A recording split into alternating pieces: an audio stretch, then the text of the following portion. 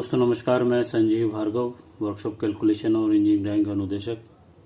आज जो मैं आपके लिए वीडियो लेके आया हूँ वो है घनमूल से संबंधित कि घन किसे कहते हैं और घनमूल किसे कहते हैं। क्योंकि इससे पिछले वीडियो में मैंने आपको वर्ग और वर्गमूल से रिलेटेड वीडियो बनाया है कि हम किस तरह से किसी संख्या का वर्ग निकाल सकते हैं और इसी तरह किसी संख्या का हम वर्गमूल किस तरह से निकाल सकते हैं। तो हम आज शुरू करते हैं कि घन किसे कहते हैं और घनमूल कैसे निकाला जाता है। तो घन का मतलब होता है, इंग्लिश में इसको क्यूबिक कहते हैं। तीन समान संख्याओं को आपस में गुणा करने पर प्राप्त गुणनफल उस संख्या का घन कहलाता है। जैसे 5 को अगर हम 3 बार गुणा करेंगे, 5 गुणा 5 बराबर 5 की पावर 3 बराबर 125।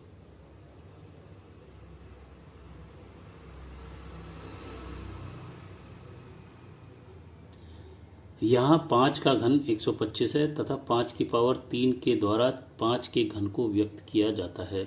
इसी प्रकार 6 को अगर हम 3 बार गुणा करते हैं तो ये 6 की पावर 3 कहलाता है, जिसका मान हमारा 216 होता है।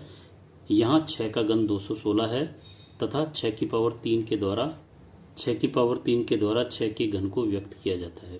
इसी प्रकार अगर हम 10 को हम 3 बार गुणा करें तो ये लिखी जाएगी 10 की पावर 3 बराबर 1000। यहाँ 10 का घन 1000 है तथा 10 की पावर 3 के द्वारा 10 के घन को व्यक्त किया जाता है। इसके बाद यदि आप ये जो कुछ संख्याओं के घन याद रखोगे, इस प्रकार यहाँ पर कुछ मैंने निम्न संख्याओं के घन की वैल्यूज़ दे रखी है। अगर ये आप याद रखोगे तो जब आप घनमूल निकालोगे और उसके अंदर जो शॉर्ट ट्रिक्स होती हैं, क्विक शॉर्ट ट्रिक्स होती हैं, वहाँ पर अगर इनकी वैल्यू आपको याद रहेगी तो उन क्विक जो छोटे तरीके से हम बहुत जल्दी तरीके से हम किसी भी संख्या का घनमूल निकालते हैं तो वहाँ ये बहुत काम में आती हैं। तो इनको आप याद कर लें कि 1 की पावर 3 बराबर 1 होता है, 2 का घन हमारा 8 होता है, 3 का घन 27, 4 का घन 64, 5 का घन 125, 6 का घन 216, 7 का घन 343, 8 का घन 512, 9 का घन 729, 10 का घन 1000, 11 का घन 1331 और 12 का घन 1728 होता है। क्योंकि ये शॉर्ट जो हमारे तरीके होते हैं उसमें ये वैल्यूज़ बहुत काम में आती हैं। इसके बाद अगली चीज़ है हमारा घनमूल। घनमूल जो होता है वो घन का उल्टा होता है, क्यूब रूट इसको बोलते हैं। जब किसी संख्या को इस प्रकार खंडित किया जाए कि 3 खंडित खंड बराबर हों तो प्राप्त एक खंडित संख्या उस संख्या का घनमूल कहलाती है। घनमूल को 3 रूट चिन्ह से व्यक्त किया जाता है। जैसे 3 रूट 125 बराबर 3 रूट 5 गुणा 5 गुणा 5, यानी कि 125 को हम 3 बराबर के खंडों में खंडित कर रहे हैं, जहाँ पर हमारी तीनों वैल्यू जो है बराबर हैं 5 5 5। तो यहाँ पर हम 3 रूट 5 की पावर 3 लिख सकते हैं। और जब इसको खोलेंगे तो ये हमारे जो रूट के बाहर हमारी 3, यहाँ पर ये 3 रूट 5 की पावर 3 कहलाएगा। और जब ये रूट हटा करके हम इसको लिखेंगे तो ये जो 5 की पावर 3 है और ये जो 3 रूट है, ये 3 हमारा 1/3 में आ जाता है। इसलिए ये 3 की पावर जो है उसके नीचे 3 आ जाता है और 3 को 3 से काटेंगे तो 1 रह जाएगा। इसका मतलब ये हुआ कि 125 की जो घनमूल होगा उसका वैल्यू 5 होगा। यहाँ 125 को 5 5 5 के 3 बराबर खंडों में खंडित किया गया है, अतः 5 125 का घनमूल है। नोट, पहला मुख्य बात क्या है इसमें, रूट जो चिन्ह होता है, चिन्ह मूल का होता है यह, तथा इस चिन्ह में 2 लिखने पर 2 रूट पर वर्गमूल, 3 लिखने पर 3 रूट या घनमूल, 3 रूट लिखने पर यह घनमूल कहलाता है, तथा 4 लिखने पर 4 रूट, जिसको कि चौथ मूल को हम कह सकते हैं या चौथ मूल को निर्देशित करता है। रूट ग्रुप में लिखी गई संख्या का जब पक्षांतर किया जाता है तो यह संख्या पक्षांतर संख्या पर 1/में घात बन जाती है। जैसे 2 रूट x बराबर x की पावर 1/2, 3 रूट x बराबर x की पावर 1/3 और 4 रूट x की बराबर x की पावर 1/4। दूसरा पॉइंट हमारा बहुत इंपॉर्टेंट है क्योंकि यहीं पे बच्चे को बहुत सारी प्रॉब्लम्स आती हैं। इसके बाद तीसरा पॉइंट है 3 रूट x तथा 3 डॉट रूट x में बहुत अंतर होता है। यहाँ पे 3 रूट x का अर्थ होता है x की पावर 1/3 और 3 डॉट रूट एक्स का अर्थ होता है 3 गुणा एक्स की पावर 1/2। तो इन दोनों में, इस संख्या में और इस संख्या में अंतर ये हो गया कि ये तो कहलाएगी एक्स की पावर 1/3 और ये कहलाएगी 3 गुणा एक्स की पावर 1/2। तो ये भी बच्चे बहुत गलती करते हैं। इस चीज़ में और इस चीज़ में बहुत अंतर होता है। इस चीज़ का भी हमें गणित में ध्यान जरूर रखना चाहिए। इसके बाद अगर हम किसी संख्या का घनमूल निकालना चाहते हैं तो घनमूल ज्ञात करने की विधियां हैं हमारी methods of finding out the cube roots. तो पहली विधि होती है गुणनखंड विधि, दूसरी होती है लघुगणक विधि। इस विधि का अध्ययन आगे लघुगणक वाले चैप्टर में किया करेंगे। तो अभी हम जो है गुणनखंड विधि से घनमूल कैसे ज्ञात करते हैं उसका अपन निकालेंगे। गुणनखंड विधि द्वारा घनमूल ज्ञात करना, इस विधि में जिस संख्या का घनमूल निकालना होता है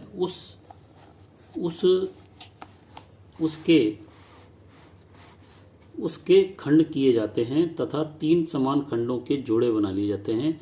जोड़े बनाने के बाद प्रत्येक जोड़े में से एक खंड या संख्या को चुनकर बाहर लिख लेते हैं तथा सभी चुने हुए खंडों या संख्याओं का गुणा कर घनमूल प्राप्त कर लेते हैं। तो यहाँ हम 2 संख्याओं का घनमूल निकाल रहे हैं, 27,000 और 42,875।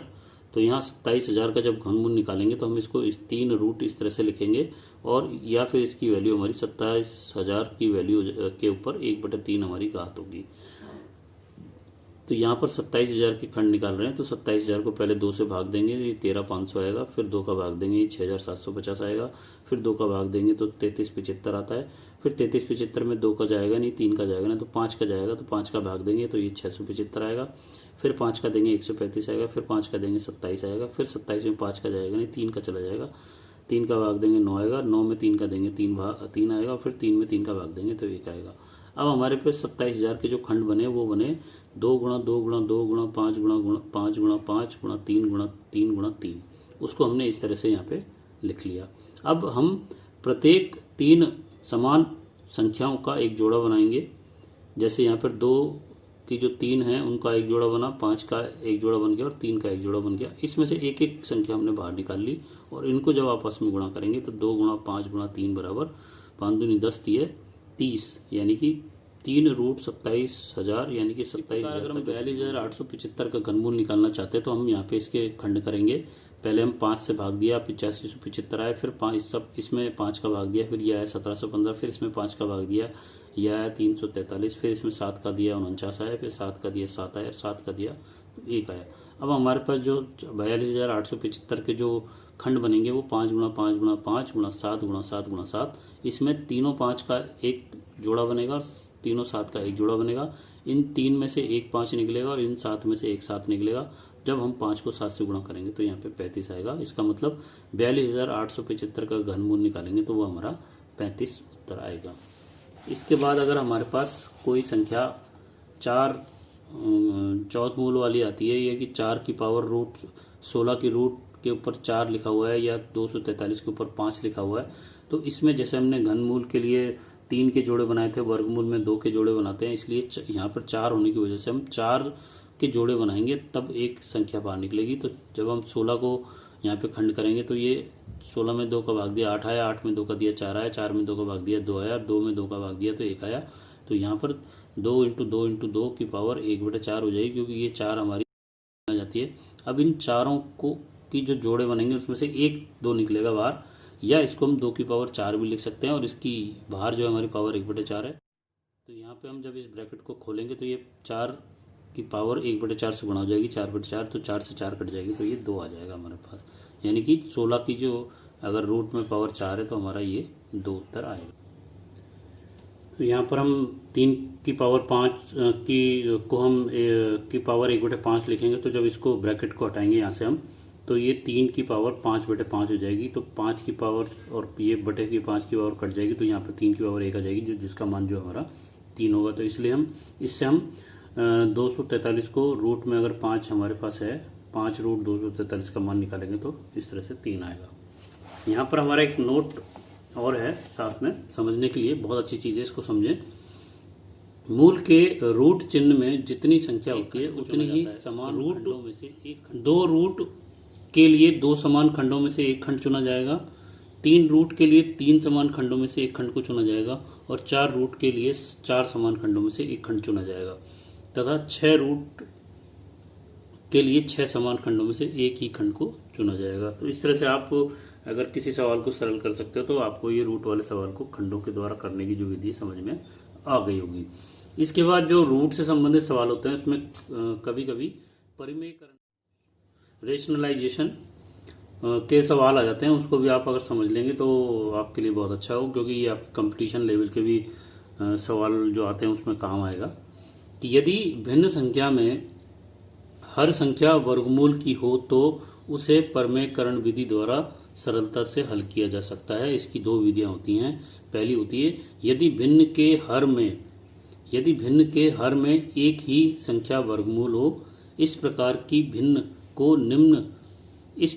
भिन्न को हल करने के लिए हर की संख्या का ही गुणा व भाग कर दिया जाता है। जैसे कि 1/√5 को अगर हल करना है तो वैसे हम इसका अगर मान निकालेंगे तो 1 के अंदर √5 की वैल्यू रख करके फिर इसके मान √5 की वैल्यू जो हमारी 2.23 होती है अगर वो रखेंगे तो हमारे को सरल करने में टाइम लगेगा, क्योंकि भाग देना कठिन होता है सरल गुणा करने से। तो अगर गुणा वाली कंडीशन लिया है तो उसको आसानी से किया जा सकता है। तो हम क्या करेंगे, 1/√5 के अंदर √5/√5 का गुणा कर देंगे। इससे ऊपर वाली संख्या तो हमारी √5 रह जाएगी, लेकिन ये √5 गुणा √5 इसकी वैल्यू को आप यहाँ समझ सकते हो। जब हम किसी रूट वाली संख्या को आपस में बराबर रूट वाली संख्याओं को गुणा करते हैं तो यहाँ पे जैसे √5 और ये भी √5 है, इनको जब गुणा कर रहे हैं तो इसका मतलब यहाँ पे रूट का मतलब पावर 1/2 होती है। इसी तरह इसकी भी पावर 1/2 हो जाएगी। तो यहाँ पर जब हमारे आधार बराबर होते हैं, यहाँ पे 5 हमारा आधार है, आधार बराबर है और गुणा हो रहे हैं, उस कंडीशन में हमारी घातें जुड़ जाती हैं। तो यहाँ 5 की पावर 1/2 प्लस 1/2 हो जाएगी और 1/2 यानी कि आधा और आधा जुड़ेगी तो पावर 1 हो जाएगी और 5 की पावर 1 की वैल्यू हमारी 5 के बराबर होती है। तो हमारी जो ऊपर की वैल्यू हमारे पास √5 आ जाएगी और नीचे वैल्यू हमारी केवल 5 रह जाएगी। उस कंडीशन में हम √5 की वैल्यू 2.23 जो हमको याद होनी चाहिए वो रख करके हम 5 का भाग यहाँ पे देंगे तो हमारे को आसानी से इसका रेशनलाइजेशन जो है वो का फ़ायदा मिल जाता है। और ये अगर आपको समझ में आ जाएगा तो ये बहुत सारे सवालों को हल करने में काम आ सकता है। इसमें दूसरा जो तरीका होता है, दूसरा जो सवाल होता है इसमें यदि भिन्न के हर में 2 संख्याएं किसी चिन्ह के साथ हों, जैसे कि हमारा ये उदाहरण है, तो इस प्रकार के भिन्न को हल करने के लिए हर की संख्या को विपरीत चिन्ह की संख्या से गुणा में भाग कर देते हैं। तो ये हमारा अंश होता है और ये हमारा हर होता है। हर की जो हमारी 2 संख्याएं जो दोनों में रूट है, तो यहाँ पे जो चिन्ह हमारा है इसके अपोजिट जो माइनस का चिन्ह का अपोजिट होता है प्लस, तो यहाँ पे हम ऊपर प्लस और नीचे प्लस वाली संख्याएं इस तरह से गुणा कर देंगे। उस कंडीशन में ये वाली जब दोनों हमारी संख्याएं यहाँ पे गुणा होंगी तो यहाँ पे बीजगणित का सूत्र लगेगा a-b और a+b को जब गुणा करते तो a² - b² हो जाता है। उस कंडीशन में हम यहाँ पे √5 को a मान लेंगे और √3 को b मान लेंगे, तो ये a² हो जाएगा और ये b² हो जाएगा, क्योंकि यहाँ पर ये हमने बीजगणित का सूत्र इस तरह से लगा दिया है।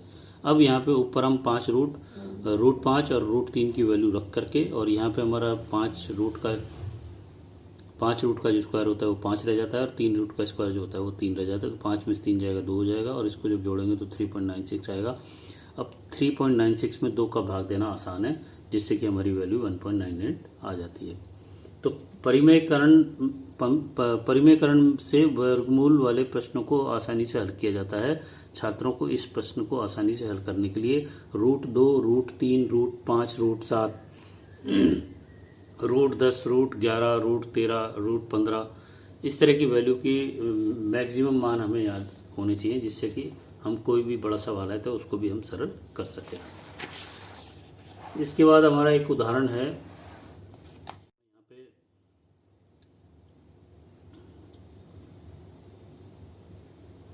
हमारा जो दूसरा सवाल है ये है 2.7 का स्क्वायर प्लस 4.75 का स्क्वायर। इसका भी हल करने के लिए हम अगर बीजगणित का जो सूत्र है हमारा a² + b² होता है a + b का स्क्वायर - 2ab, तो इसके अंदर a बराबर हम 2.7 मान लें और b बराबर हम 4.75 मान लें। उस कंडीशन में हमारा ये a + b का होल स्क्वायर - 2ab आ जाएगा और ये इसका जब जोड़ेंगे तो यहाँ पे 7.45 का स्क्वायर आ जाएगा और इसको जब गुणा करेंगे तो ये 25.65 आ जाएगा। अब यहाँ पे 7.45 का स्क्वायर करना आसान है, जो कि 55.5 है और इसमें से हम 25.65 को घटाएंगे तो ये 29.85 उत्तर हमारा आ जाएगा। उसके बाद हमारा अगला जो उदाहरण है वो परिमेयकरण से रिलेटेड है। तो यहाँ पर 7 + 3√5 और बटे में 7 - 3√5 को हल करने के लिए परिमेयकरण की विधि के अनुसार हर यानी नीचे वाली संख्या के विपरीत चिन्ह वाली संख्या से ऊपर व नीचे गुणा कर लेंगे। और इस प्रश्न को हल करने के लिए 7 + 3√5, क्योंकि यहाँ पे चिन्ह हमारा माइनस है तो इससे इसका जो अपोजिट है वो प्लस हो जाएगा, जो ऊपर वाली संख्या की जैसे होगा। तो 7 + 3√5 का ऊपर और नीचे गुणा कर देंगे इस तरह से। तो ये हमारी संख्या पहले से ही थी, अब इसको प्लस वाली दोनों संख्या से गुणा कर देंगे। तो वैसे इस संख्या में कोई फर्क नहीं पड़ेगा क्योंकि ये आपस में कट सकती है, लेकिन इसको सरल करने में हमें आसानी मिल जाएगी। उस कंडीशन में ऊपर वाली संख्या हमारी 7 + 3√5 का स्क्वायर हो जाएगा और ये हमारा यहाँ पे a - b और a + b के हिसाब से a² - b² हो जाएगा। तो यहाँ पे ये 7 का स्क्वायर और ये 3√5 का स्क्वायर हो जाएगा। उस कंडीशन में ये 49 हो जाएगा। और जब इसको खोलेंगे हम तो यहाँ पर 3√5 का जब स्क्वायर करेंगे तो ये आपस में दो संख्याएं गुणा हो जाएंगी। तो 3 × 3 = 9 हो जाएगा और 5 × 45 हमारी ये वैल्यू आ जाएगी। और यहाँ पर हम 7 का स्क्वायर रखेंगे 49 और 3√5 का स्क्वायर की वैल्यू रखेंगे 45, तो ये बच जाएगा 4। अब यहाँ पे 7 का स्क्वायर 49, इसकी वैल्यू हमारे को 45 पता ही है। और यहाँ ये 7 दूनी 14 और 7 × 21, 21 दूनी 42 और √5। अब 42√5 में हम ये दोनों को जोड़ेंगे 49 आ जाएगा। 42√5 में √5 की वैल्यू 2.23 रख के गुणा करके और हमारी वैल्यू जो आ जाएगी 94। इसमें इसको जोड़ेंगे तो ये 188.04 आ जाएगी और यहाँ पे हम 4 का भाग दे देंगे तो हमारी वैल्यू आसानी से निकल जाएगी। तो यहाँ पे सीखने वाली बात यह है कि अगर किसी संख्या में आप भाग दोगे तो आपको दिक्कत होती है, इसलिए कोशिश करो कि उसको संख्या को आप गुणा में लाने की प्रयास करो। वही विधि हमारे यहाँ पे परिमेयकरण की है, इसके अंदर भी आसानी से बीजगणित के कुछ सूत्र लगाकर हम इसको सरल कर सकते हैं। इसके बाद अगला जो उदाहरण है हमारा वो है 3√19,683। अब यहाँ पे इसको जब हम रूट को हटाएंगे तो यहाँ जो 3 की पावर होती है वो 1/3 हो जाती है। अब यहाँ पे हम इसको खंड के द्वारा इसको सॉल्व कर सकते हैं। तो जब हम देखेंगे कि 19,683 को हम खंड करेंगे तो इसके 3 × 3 × 3 × 3 3 3 3 3 3 यानी कि 3 9 बार गुणा हो रहे हैं। और यहाँ पे 3 के जोड़े बना करके एक जोड़ा बाहर निकाल लेंगे तो उससे हमारा 3 × 3 = 3 = 27 आ जाएगा। तो हमारा ये इसको हम 19,683 को 3 की पावर 9 लिख सकते हैं। इसको जब ब्रैकेट को खोलेंगे तो ये 3 की पावर 9 गुणा 1/3 हो जाएगा। 9 से 3 कट जाएगा 1/3 आ जाएगा। 9 से ये 3 कटेगा तो यहाँ 3 आ जाएगा। तो ये 3 की पावर 3 = 27। इस तरह से भी हम इसको सॉल्व कर सकते हैं। अगला जो सवाल है हमारा इसके अंदर √64 और √9 का गुणा करें। और ये हमारा अगला जो इसके अंदर बी है वो है 0.00002809 का वर्गमूल ज्ञात करो। तो यहाँ पर √64 का वर्गमूल होगा, इसको हम खंड से करेंगे तो 2 × 2 × 2 × ये हमारा 1 2 3 4 5 6 बार खंड हो जाएंगे। 2 × 6 हो जाएगा और ये 3 × 3 हो जाएगा। इस कंडीशन में क्योंकि यहाँ पे सिर्फ रूट है इसलिए 2 के जोड़े बना करके एक इसमें से निकालेंगे। एक यहाँ से 2 निकलेगा, एक यहाँ से 2 निकलेगा, एक यहाँ से 2 निकलेगा और यहाँ से 3 निकलेगा। इसको जब गुणा करेंगे तो हमारा ये 8 × 3 = 24 हो जाएगा। अगला जो बी सवाल है उसके अंदर हमारा यहाँ पे जो वैल्यू है इस तरह से निकाल लेंगे। यहाँ पे हम भाग करके तो पॉइंट की जगह पॉइंट लगाएंगे और 2 जोड़े जो हमारे बनेंगे इसके अंदर यहाँ से जोड़े शुरू होंगे क्योंकि दशमलव वाली संख्या है। तो पहला जो जोड़ा हमारा 0 का बन रहा है उसका 1 0 बाहर आ जाएगा। दूसरा जो जोड़ा 0 का बन रहा है उससे 1 बाहर आ जाएगा। अब 28 हमारा जो अगला जोड़ा होगा उसमें 5 × 5 यानी कि 5 का ही यहाँ पे भाग देंगे, जो कि 5 को गुणा करने पर 25 आएगा। इससे ज़्यादा 6 ले नहीं सकते क्योंकि 6 × 36 हो जाता है। तो 28 में से 25 घटाएंगे 3 आएगा। यहाँ पे 5 5 जोड़ेंगे तो ये 10 हो जाएगा। अब यहाँ पे ये 9 बचा तो ये 28 में से 25 गया, 3 बचा और 0 9 हमने यहाँ पे उतार लिया तो 309 आ गया। अब यहाँ पे 10 के आगे ऐसी संख्या लगाएंगे जिसको उसी संख्या से गुणा करने पर हमारी वैल्यू 309 आ जानी चाहिए। तो वहाँ पर 10 के आगे 3 लगाने पर 103 हो जाता है और 103 को जब 3 से गुणा करते हैं तो हमारी वैल्यू 309 आ जाती है। तो हमारा उत्तर 0.0053 हो जाता है। तो आपने देखा यहाँ पे किस तरह से हम इसको सॉल्व करते हैं। यहाँ पर मैं आपको कुछ ईजी तरीका और बता सकता हूँ जिससे कि आप उसके अंदर ट्रिक बता सकता हूँ जिससे कि आप किसी भी संख्या का, यहाँ पे आप देख रहे हैं कि मैं एक ट्रिक आपको समझाने का प्रयास करूँगा जिससे कि आप किसी भी संख्या का पूर्ण अगर संख्या है तो उसका अगर आपको घनमूल निकालना है तो आप किस तरह से उसको निकाल सकते हो। तो पहले आपको ये चीज़ें ध्यान रखनी पड़ेंगी कि यहाँ अगर हमारी वैल्यू है और यहाँ उसकी पावर 3 की वैल्यू है तो 1 की पावर 3 की वैल्यू 1 होती है, 2 की पावर 3 8 होता है, 3 की पावर 3 बराबर 2 27 होता है, 4 की पावर 3 बराबर 64 होता है, 5 की पावर 3 बराबर 125, 6 की पावर 3 बराबर 216, 7 की पावर 3 बराबर 243, 8 की पावर 3 बराबर 512 और 9 की पावर 3 बराबर 729 होता है। यहाँ पर जो मैंने रेड कलर से कर रखा है यानी कि मेरी जो लास्ट पहली जो डिजिट होती है जिसको हम इकाई कहते हैं वो हमारी यहाँ पे यूनिट डिजिट कहलाएगी। और अब आपको ये ध्यान रखना है कि 1 के लिए यूनिट डिजिट 1 है, 2 के लिए 8 है, 3 के लिए 7 है, 4 के लिए 4 है, 5 के लिए 5 है, 6 के लिए 6 है, 7 के लिए 3 है, 8 के लिए 2 है और 9 के लिए 9 है। तो ये आपको यूनिट अगर डिजिट याद हो जाए तो आप देखेंगे कि 1, 4, 5, 6 और 9 के लिए घन की जो यूनिट डिजिट है वो वही संख्या होती है जो ये होती है, यानी कि 1 की 1, 4 की 4, 5 की 5, 6 की 6 और 9 की 9। और 2 और 8 की जो होती है वो एक दूसरे के अपोजिट होती है। 2 के लिए 8 होती है और 8 के लिए 2 होती है। जैसे आप देख रहे हैं यहाँ पे 2 के लिए 8 यूनिट डिजिट है और 8 के लिए 2 यूनिट डिजिट है और दोनों का टोटल जो है 10 है। तो आप इस तरह से भी याद कर सकते हो कि 2 के लिए अगर आपको याद करनी तो 2 के लिए आप 10 में से घटाओगे तो 8 आ जाएगी और 10 में से 8 घटाओगे तो 2 आ जाएगी। इसी तरह 3 के लिए यूनिट डिजिट हमारी 7 होगी और 7 के लिए यूनिट डिजिट हमारी 3 होगी। तो केवल आपको 2 और 7 की अगर याद कर लोगे तो आपको बाकी के अपने आप याद हो जाएंगे, क्योंकि 2 के लिए 8 है और 3 के लिए 7 है, 7 के लिए 3 है। तो ये अपोजिट हो रहे हैं, 2 के लिए 8, 8 के लिए 2, 3 के लिए 7, 7 के लिए 3। तो इस तरह से याद करना आसान है कि आपको यूनिट डिजिट किस तरह से याद रहेगा जब हम किसी संख्या का घन निकालेंगे, घनमूल निकालेंगे।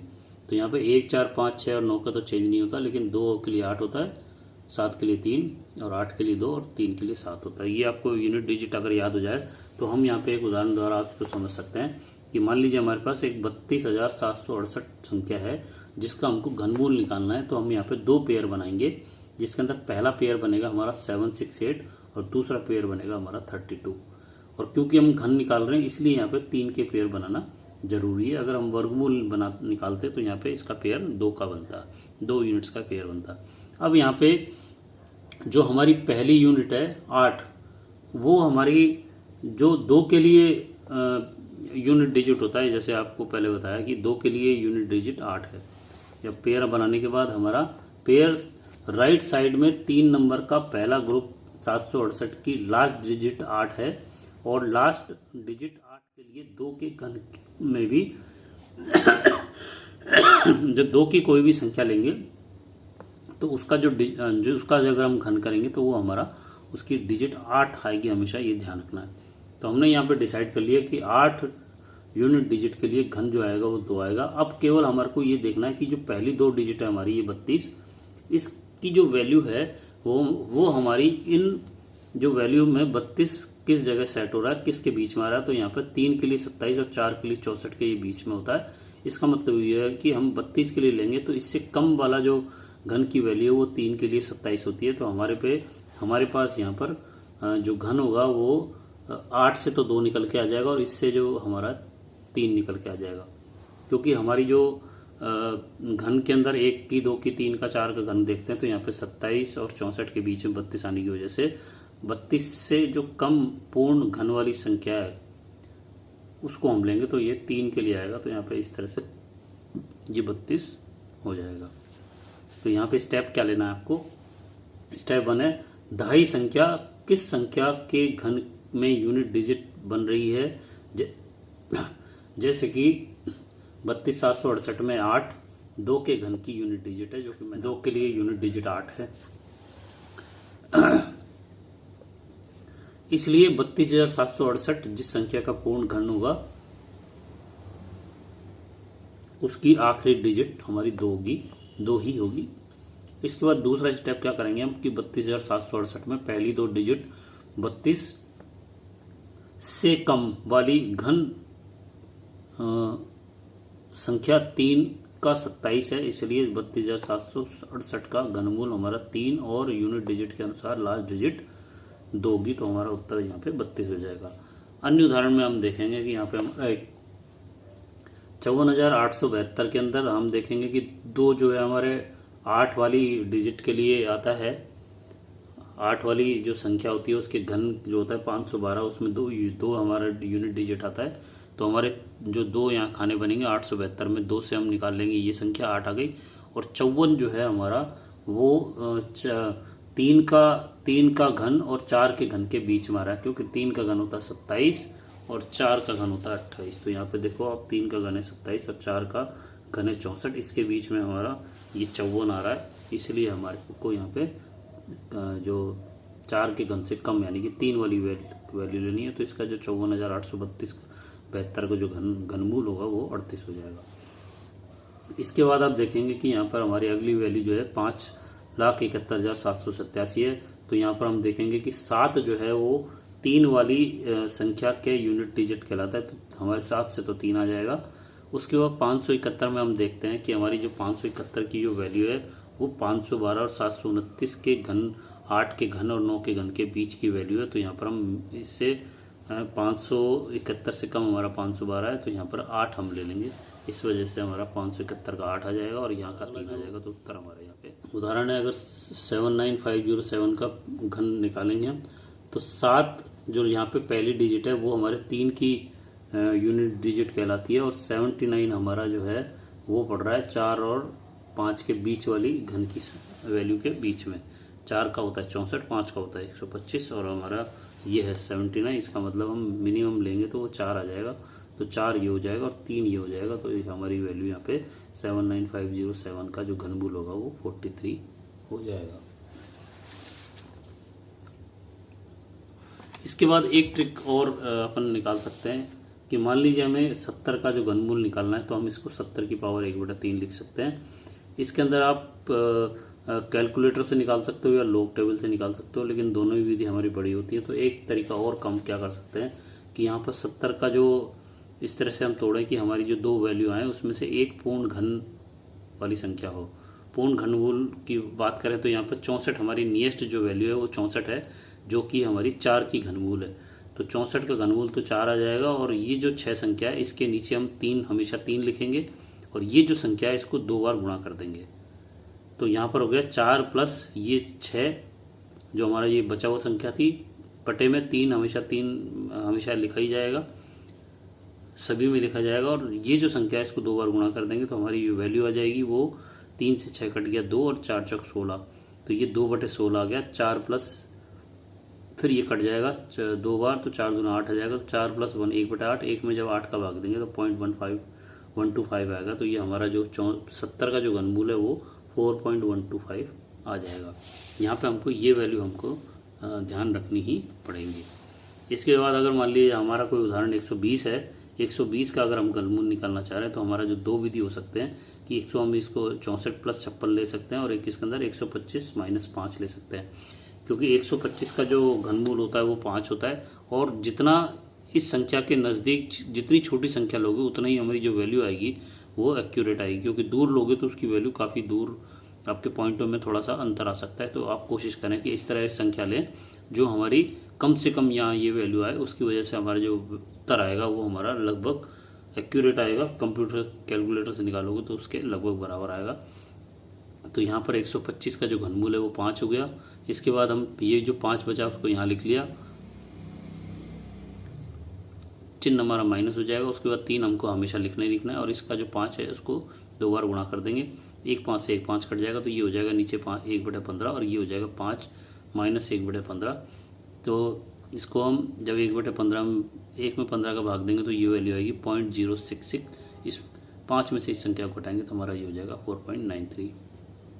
इसके बाद अगर हम 350 का घनमूल निकालना चाहते हैं तो 350 को हम 343/7 लिख सकते हैं। उसके बाद 347 का जो घनमूल होता है वो 7 होता है। फिर यहाँ पे 7 बची हुई संख्या 7 लिखेंगे बटे में 3 और ये जो 7 हमने लिखा है 343 का, इसको 2 बार गुणा कर देंगे। 1 7 से 1 7 कट जाएगा तो ये 1/21 आ जाएगा। यहाँ पे 7 प्लस 1/21, 1 में 21 का भाग देंगे 0.047 आएगा। तो हमारी जो 350 के घनमूल आ जाएगा वो 7.047 आ जाएगा।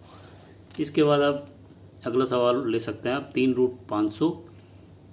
तो यहाँ पे 500 का जो नियरेस्ट घनमूल वाली संख्या है वो 512 होती है, क्योंकि 512 का घनमूल 8 होता है और ये हम 512 में से 12 घटाएंगे तो हमारे ये 500 आ जाएगा। उस कंडीशन में हम लिखेंगे 8 माइनस 12, ये वाला नीचे लिखेंगे अपन 3 गुणा ये 8 को 2 बार गुणा कर देंगे। अब ये 12 और 8 को काटेंगे तो 8 के 24, 12 को 24 2 बार काट देंगे तो 1/16 आ जाएगा।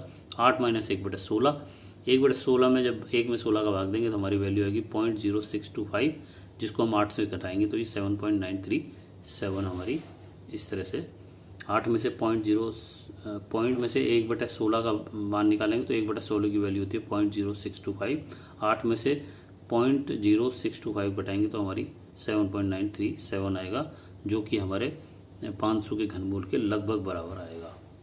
इसके बाद 400 का अगर निकालना चाहें तो हम फिर निकालेंगे कि 3√400, 400 का नियरेस्ट जो घनमूल वैल्यू होती है वो 343 होती है, जो कि 7 का घन होता है।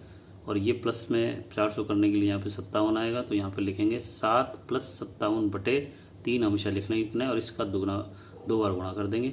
इसको काटा पीटी करेंगे तो ये आएगा 7 + 19/49, 19/49 की वैल्यू 0.381, तो यहाँ पर ये 7 + 381 हमारी वैल्यू आ जाएगी। एक्चुअल में वैल्यू 7.368 आती है, क्योंकि ये 57 जो है बहुत बड़ी वैल्यू हो गई। अगर कोशिश करें कि कम से कम संख्या है जिससे कि हमारी वैल्यू नज़दीक से नज़दीक आ सके। तो ये मेरा एक वीडियो यहाँ पे समाप्त हो रहा है। अगर आपको मेरा समझाने का तरीका अच्छा लगा तो आप मेरे वीडियो को लाइक करें, शेयर करें और बेल आइकन को क्लिक करें, जिससे कि आपको आगे के वीडियो मिलते रहें। धन्यवाद। जय हिंद, जय भारत।